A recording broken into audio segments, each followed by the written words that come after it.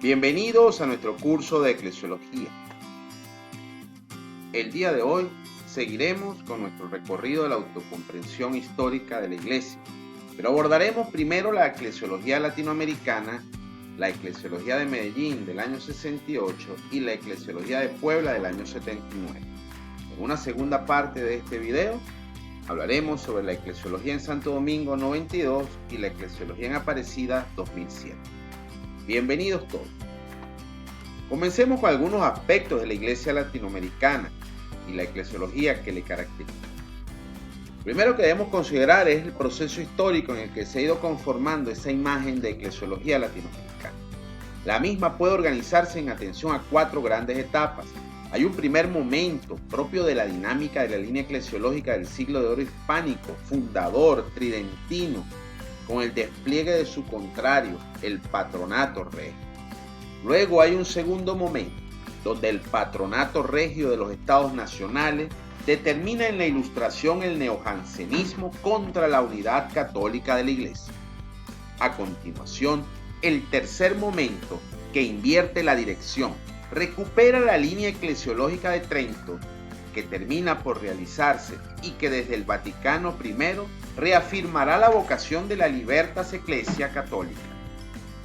Esto implicaba, aunque la Iglesia no se lo confesaba, el fin de la cristiandad, el fin del patronato regio, las dos sociedades perfectas. O sea, estábamos ahora ante una Iglesia libre en un Estado libre. Este extraordinario resultado, a pesar de sus vicisitudes, posibilitó el siglo de la Iglesia, tal como lo prefigura Guardini. Nuestro vivir contemporáneo forma parte del cuarto momento eclesiológico latinoamericano, integrado por la conjunción Vaticano II, Medellín, Puebla, y que tendrá su máxima expresión en Aparecida. Un cuarto momento cuyos comienzos están en la riquísima reflexión sobre la Iglesia que se desencadena desde la Primera Guerra Mundial en Europa Occidental, más estrictamente en el eje Francia-Alemania. Esto nos fue llegando poco a poco, y a partir del inmenso acontecimiento del Vaticano II, las iglesias latinoamericanas alcanzaron su propia palabra desde Medellín, Puebla, reflexionando sobre nuestras realidades propias hasta alcanzar la madurez eclesiológica en la conferencia. Pero si algo caracterizó a la eclesiología de esta época, fue su relación con la elevada conflictualidad que se estaba viviendo. ¿Hasta qué punto la vía programática de la conflictualidad es, para usar palabras de Pablo VI, una pretensión de atentar contra la unidad de la Iglesia socavándola desde dentro? Esto es particularmente importante si se considera que la institucionalización del conflicto es una de las patologías de América Latina y que esto llegó a nuestra Iglesia. La asunción estratégica del conflicto en una de sus formas se manifestó en radicalización política dentro de la Iglesia, siendo en su momento un fenómeno nuevo y preocupante, como muchos sacerdotes participaron en una política militante y partidista, como grupos de presión, incluso con la aplicación a la acción pastoral, en ciertos casos de análisis sociales, con una fuerte connotación política.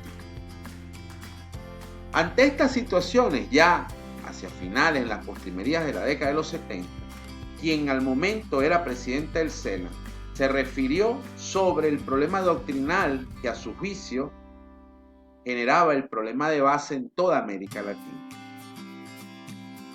Y este problema, según palabras de Aloysio Lortzeider, no era otra cosa que la perspectiva eclesiológica que se estaba viviendo y ese elevado nivel de conflictualidad. El problema quizás radicaba en la perspectiva que había sobre el pobre, ya como opción evangélica fundamental, pero definitivamente tergiversada en muchos sectores del continente. Decía Lortzeider que el pobre era el proletario, el explotado. La iglesia popular entonces se convertía en una iglesia distinta al pueblo de Dios. Era la iglesia de los proletarios, que tomaban conciencia de sus derechos y que se unían para una liberación principalmente política. De hecho, el modelo eclesiológico que propugnaban las comunidades eclesiales de base, parecía que se limitaba solo a comunidades de base y no a comunidades eclesiales. La idea de comunión, de amor fraterno, no era tomada en cuenta, sino más bien la idea de lucha, de una lucha de clases, de conflicto. En el fondo, es la agudización de la dialéctica marxista para llegar a una síntesis en que todos fuesen iguales. Y es que la eclesiología militante se sustentó sobre todo en ese ámbito conflictual que se vive. Y el lenguaje de la conflictualidad también ingresó incluso a los espacios litúrgicos. Abundaron cantos litúrgicos y folletos en los que, de ser tomados en serio, había una real provocación. Los cantos de guerrilla, penetrados de odio, se aducen como ingredientes de cristianos comprometidos en el ámbito mismo de la Eucaristía. Son cantos de lucha, de revancha, de venganza, inspirados e inspiradores de una lucha de clases sin cuartel, con altas dosis de maniqueísmo. Todo el mal está en el enemigo al que se desprecia y busca aniquilar. Es la metástasis litúrgica de una teología y eclesiología militante. Ya se había acuñado el lema por la pluma de Julio Giralt: a los pobres se los ama liberándolos, a los ricos combatiéndolos. Se asumía así la opción por los pobres, pero se asumía de una forma radical. Parándose en esta opción evangélica, alimentados para la reacción por integrismo de impronta capitalista, se ponen las bases para la lucha de clases y se destroza de hecho la eclesiología de comunión, trasladando al final la exigencia de unidad. Unidad que solo se obtendría por la mediación del conflicto. Así, la lucha de clases trasplantada al seno de la comunidad cristiana impediría la celebración de la Eucaristía. ¿Cómo puede significar auténticamente la unidad una comunidad dividida entre explotadores y explotados? Solo cuando exista dignidad. Por ello, la Eucaristía es uno de los elementos donde podremos encontrar más la acción de estos sacerdotes militantes. Se celebra cuando hay una base de unidad social, cuando la unidad de la iglesia se vuelve unidad proletaria. El problema es que esto también supera el modelo de iglesia sacramental.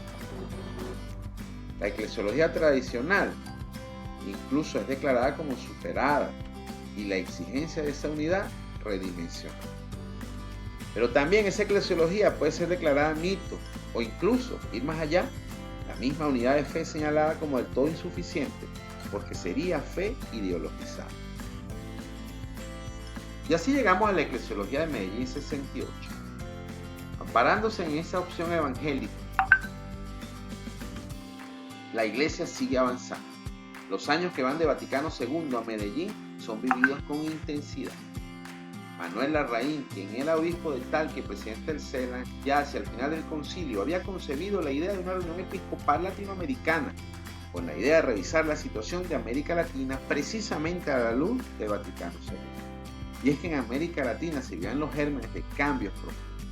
Uno de los frutos más importantes de esos años postconciliares fue el surgimiento de comunidades cristianas de diversa índole, donde sus integrantes fueron descubriendo la posibilidad de ser parte activa de la iglesia, donde los pobres iban haciendo suya la palabra de Dios y donde la celebración y la comunidad se iban abriendo paso camino a Medellín.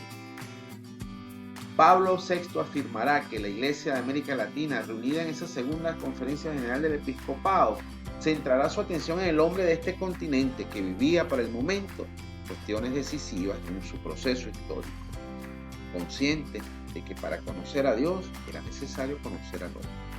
A los documentos de Medellín precedió un serio análisis y diagnóstico de la situación general de los países latinoamericanos, en lo económico, en lo social, político y cultural, que configuran el contexto global de la vida en estos países. De este análisis surge que no solo existen desigualdades, carencias y pobreza, sino que aún más, estas carencias y miserias son la consecuencia de una situación de injusticia estructural derivada de un orden social aberrante. Está orientado al lucro económico de minorías privilegiadas, quienes disfrutan de la riqueza y el poder. Desde el punto de vista eclesiológico se abordaron los problemas relativos a los miembros de la iglesia, que requieren intensificar su unidad y acción pastoral a través de estructuras visibles, también adaptadas a las nuevas condiciones del continente.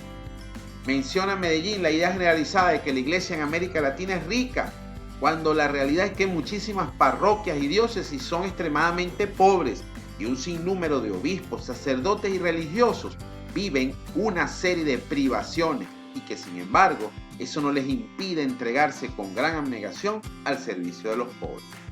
Diferencia la pobreza como carencia de los bienes de este mundo denunciada por los profetas como contraria a la voluntad de Dios y como fruto de la injusticia, de la pobreza espiritual que es la actitud de apertura a Dios, la disponibilidad de quien todo lo espera en el Señor.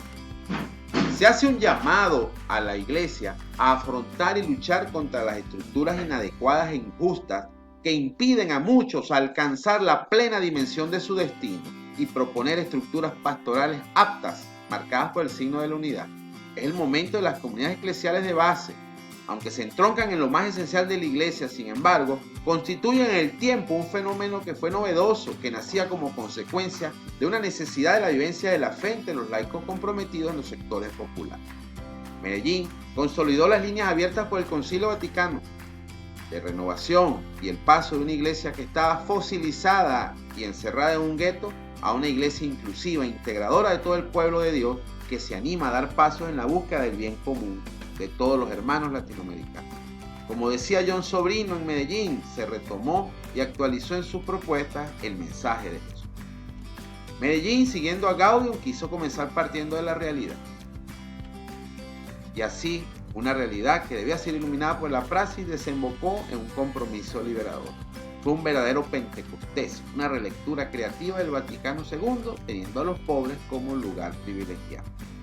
La eclesiología latinoamericana se fue elaborando a partir de estos años y fue acompañando a un proceso liberador, una eclesiología del Jesús histórico centrada en el reino de Dios. Y así llegamos a Puebla 79. 4 son los grandes apartados de Puebla: la Buena Nueva de Jesús y la Iglesia.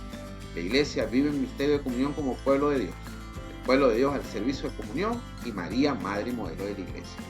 Dentro de estos 4 apartados hay un conjunto de ideas de carácter más bien apologético en los que se recuerda cómo la Iglesia es visible, social e institucional, que no es el desencadenamiento de un proceso iniciado por Cristo, sino verdaderamente fundada por Él.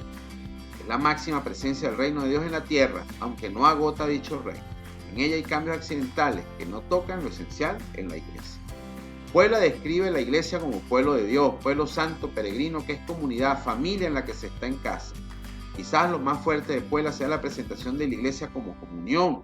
Se dice así: signo, instrumento, misterio, constructora de la comunión, sacramento de la comunión. Y esta comunión consiste en que es el lugar donde se encuentra al máximo la acción del Padre, en que se hace solidaria de los hombres, conduce y guía nuestra historia como la alianza de Dios que se acomoda al ritmo de dicha historia, pues es una experta en humanidad, aunque encuentra muchos obstáculos para efectuar la comunión. La Iglesia es así la depositaria, transmisora y servidora del Evangelio. Es donde el Evangelio de Cristo se hace presente por la acción del Espíritu Santo. Es el amor que vence al pecado y nos lleva a la comunidad trinitaria. Y en ella los pastores son sacramento de la presencia de Cristo. Desde el aspecto mariano, la Virgen María se relaciona causalmente con la Iglesia en su eficiencia y en su ejemplaridad. Se dice así que sin María no hay Iglesia y que es modelo de la Iglesia como madre y como virgen, ya que tanto una como la otra de estas características solo se entienden desde su plena donación a Cristo, donación que constituye la Iglesia. Así dice Puebla: por María el Verbo se hizo carne, sin María el Verbo se descarna. Continuamos con nuestro curso de eclesiología. Este recorrido histórico de la autocomprensión eclesiológica nos lleva ahora a abordar la eclesiología en Santo Domingo, 1992. La oposición suscitada contra el cambio de método era comprensible. El usado en Medellín y Puebla, ver, juzgar y actuar, había impulsado a seguir muy de cerca los acontecimientos de la sociedad y había ayudado a actuar con entusiasmo por la justicia social y la solidaridad con los pobres. Se pensaba que abandonar el método podía significar también abandonar la causa de la justicia y de la pobreza, o sacarla de ese lugar privilegiado que tenía en la pastoral. Y es que en Santo Domingo, el episcopado latinoamericano apeló al uso del método deductivo antes que al método inductivo. En el primer capítulo del documento conclusivo, se convoca a realizar la nueva evangelización, válida para un continente bendecido ya por una primera evangelización, pero necesitada, según las palabras de la época, una renovación en su ardor, sus métodos y su expresión, requerida más que por las fallas que nunca faltan, por la riqueza infinita de Cristo, el Hijo de Dios, que contiene la riqueza de su gloria divina inagotable. El punto de partida ya no fue el análisis de la realidad, sino una profesión de fe, donde la referencia a la iglesia enfatiza que ésta ha sido fundada por Jesús sobre los apóstoles, con Pedro a la cabeza, y que el mismo Jesús instituye la Eucaristía. Esta apretada visión eclesiológica cierra con una brevísima sección histórica donde se enaltece la primera evangelización como obra conjunta de todo el pueblo de Dios, donde los desaciertos cometidos se atribuyen exclusivamente a los individuos, mientras los aciertos son recuperados como activos de la Iglesia en tanto comunidad e institución. En cualquier caso, el documento final se inclina de manera dominante por una visión personal e individual de la reforma eclesial que al mismo tiempo reafirmará su estructura ministerial y sacramental vigente para la fecha. Esta situación cambiará notablemente en la Conferencia de Aparecida, celebrada en el 2007. La eclesiología de Aparecida tiene como background la problemática de la eclesiología de la iglesia local y el caminar de la Iglesia de América Latina y del Caribe desde Medellín. Con gran realismo pastoral, Aparecida reconoce la crisis de fe y de pertenencia eclesial del continente y opta por pasar de una iglesia de bautizados a una iglesia de discípulos, de una iglesia conservadora a una iglesia en estado de misión. Pero al principio no fue así. El documento de participación presentado antes de la conferencia fue muy criticado por su antropología más abstracta y metafísica que histórica, su cristología más centrada en el Cristo glorioso que en el Jesús de Nazaret, su eclesiología cerrada en sí misma, hablando de las sectas, disminución de fieles, entre otras categorías, y poco abierta al reino, con un silencio no casual sobre las comunidades de base, los mártires y la teología de la liberación. Las críticas fueron tan numerosas que el documento de síntesis, elaborado posteriormente por teólogos y teólogas expertos, reasumió el método latinoamericano e intentó corregir en parte las deficiencias que ya muchos habían detectado. Se pedía en primer lugar recuperar la memoria del caminar de la Iglesia latinoamericana y caribeña desde Medellín, su metodología, sus opciones fundamentales por los pobres, los jóvenes y las culturas, el protagonismo de los laicos, las comunidades de base, la memoria de los mártires, una eclesiología centrada en Jesús de Nazaret y abierta al reino, una espiritualidad del seguimiento de Jesús, la centralidad de la Biblia, el aprecio a la religión del pueblo, el ecumenismo y el diálogo interreligioso. ¿Qué sucedería entonces en Aparecida a la luz de estos cambios en los documentos preparatorios? ¿Se aceptaría acaso la identidad y la configuración de la Iglesia de América Latina y el Caribe? ¿O se impondría desde el centro un modelo de iglesia universal? Lo primero que hay que afirmar de Aparecida es que se ha asumido y confirmado el caminar de la Iglesia de América Latina y el Caribe comenzado en Medellín. Se ha vuelto al método latinoamericano ver, juzgar, actuar. Se ha reconocido la injusta pobreza de las grandes mayorías del continente. Se ha reafirmado la opción evangélica por los pobres, la inculturación en las diferentes culturas modernas y originarias. Se ha aceptado la validez de las comunidades eclesiales de base. Se ha ponderado el que algunos cristianos hayan sido fieles al Señor hasta el derramamiento de su sangre. Se ha defendido el protagonismo de los laicos, especialmente de la mujer y de los jóvenes. Se ha postulado a la Iglesia como abogada de la justicia. Se ha mostrado sensibilidad ante el problema ecológico.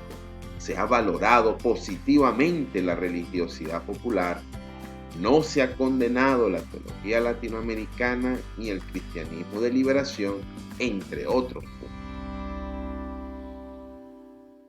La nota discordante la supuso la aparición de cierta censura romana. Y es que quizás el malestar mayor lo produjo fue dicha situación, pues el documento que había sido aprobado por los obispos en Aparecida sufrió algunos cambios. No fue simplemente un cambio redaccional, sino de contenido que empobreció y debilitó muchas de las afirmaciones del primer documento sobre temas como comunidades de base, cristología, relación iglesia-mundo, realidad social, relación entre clérigos y laicos, mujer, ecumenismo, primacía de la palabra, entre otros.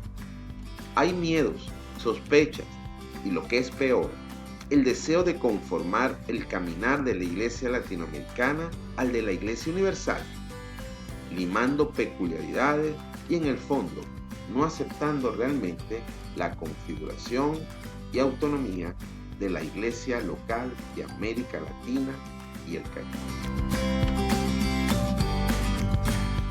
Pero si hay alguien que puede hablarnos con mayor interés y propiedad de la eclesiología de Aparecida, es el fallecido teólogo Víctor Codina.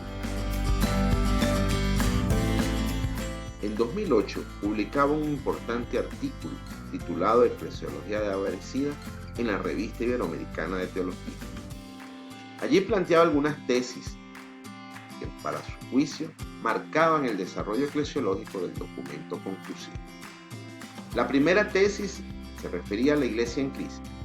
El documento de Aparecida reconoce que hay clericalismo, individualismo, marginación de la mujer, sacramentalismo, con falta de evangelización, poco compromiso de los laicos en la vida social, la disminución del clero y de la vida religiosa, materialismo y falta de sentido de la trascendencia, abandono de las prácticas religiosas y de la pertenencia a la Iglesia Católica, paso a otros grupos religiosos. Afirma que la situación de la Iglesia es crítica, la fe se erosiona, se necesita entonces un fuerte correctivo, una conversión pastoral. Hay que custodiar y alimentar la fe del pueblo, revitalizar la novedad del Evangelio. Esta situación crítica puede explicar que tanto el Papa en su discurso natural como los obispos de América se concentren en el problema eclesial. La segunda tesis de Codina habla de ir hacia una iglesia de discípulos. Aparecida constata que ante esta situación es necesario que los bautizados se conviertan en auténticos discípulos del Señor. Pero el discipulado presupone un encuentro personal con Jesús, como aconteció con los primeros discípulos. Sin este encuentro no puede haber vida cristiana auténtica. Una iglesia de discípulos ha de ser necesariamente una iglesia comunitaria, no una suma de individualidad. De ahí se deduce que la tarea pastoral prioritaria es a la larga el formar comunidades cristianas de discípulos. Jesús elige a sus discípulos personalmente, pero para que formen parte de su comunidad. Indudablemente surgen muchos problemas pastorales si se quiere iniciar esta iglesia de discípulos. Por lo tanto, es necesaria una verdadera conversión pastoral. La tercera tesis de Codina habla de ir hacia una iglesia en estado de misión. La eclesiología de Aparecida se convertiría en eclesiocéntrica si la iglesia no se orientase al reino, a la misión. Los discípulos son necesariamente misioneros. El capítulo 7 de Aparecida orienta la misión de los discípulos al servicio de la vida plena que se nos comunica en Cristo. Y el capítulo 8 se consagra a explicitar esta misión hacia el reino de Dios y la promoción humana. La vida plena se alcanza en el anuncio de Cristo a todos, pero esta evangelización incluye la opción por los pobres, la promoción humana integral y una auténtica liberación cristiana. El Papa en su discurso inaugural ya había insistido en la necesidad de una catequesis no individualista sino social. Había afirmado que la opción por los pobres está implícita en la fe cristológica. A manera de conclusión, podríamos establecer lo siguiente. ¿Qué decir y qué hacer ante este pluralismo de propuestas eclesiológicas? Es indeferible asumir un modelo u otro como cuadro global de referencia para la pastoral, para la catequesis y en general para la misión evangelizadora de la Iglesia. Responderemos con unas palabras de fallecido Andrés Aljibay, quien durante muchos años nos brindó una formación eclesiológica excepcional. El mismo concilio, en palabras de Aljibay, ha facilitado la respuesta a estos interrogantes. El hecho de haber decidido abandonar oficialmente el modelo preconciliar de corte institucional nos lleva a afirmar que tal modelo no es válido para nuestro tiempo. Todavía más, aunque el modelo comunional haya sido propuesto con claridad en Lumen Gentium y en los documentos que dependen de ella, hay que tener presente que la concepción más madura de la eclesiología conciliar se encuentra en el modelo Iglesia Servidora de la Humanidad que plantea Gaudium et Spes. Es el modelo de la madurez conciliar. En este segundo modelo conciliar, el concilio intentó un planteamiento eclesiológico renovado, fiel a los datos de la revelación y fiel al hombre, al menos en general. Por lo tanto, si se quiere ser fiel al concilio, no es suficiente hacer una propuesta eclesiológica simplemente en la línea de Lumen Gentium, sino que esta eclesiología, que es absolutamente necesaria, y no quiero que pierdan esta idea, debe ser reasumida y englobada dentro de la propuesta eclesiológica de la Gaudium et Spes. Medellín y Puebla, con sus opciones eclesiológicas, entre las que sobresale la opción evangélica y preferencial por los pobres, dan respuestas en el aquí y ahora de América Latina a esta exigencia conciliar expresada en la Gaudium et Spes. De este modo, la Iglesia de América Latina, al optar por la Iglesia de los pobres, crea la variante latinoamericana del modelo Iglesia Servidora de la Gaudium et Spes. Si asumimos todo lo mejor de la Lumen Gentium, lo enriquecemos con la Gaudium et Spes y colocamos como destinatario a nuestro hombre concreto latinoamericano, siguiendo las opciones eclesiológicas de Medellín, Puebla, Santo Domingo y Aparecida, podemos configurar una propuesta eclesiológica apasionante. Entregando todas nuestras energías a la realización de esta propuesta eclesiológica, nos convertiremos en forjadores de historia a la luz del Evangelio y simultáneamente en constructores de una iglesia fiel a Cristo y fiel al hombre en el aquí y ahora de América Latina. Comenzamos nuestro discurso invitando a reflexionar sobre la iglesia con amor de hijos y lo terminamos ahora invitando a todos a sentir pasión por construir una iglesia que sea la encarnación del Evangelio en nuestro pueblo y en nuestra sociedad. Construir la iglesia es la tarea apasionante de convertir este mundo en reino. Todos los días debemos emprender esta tarea con amor y pasión. Muchísimas gracias.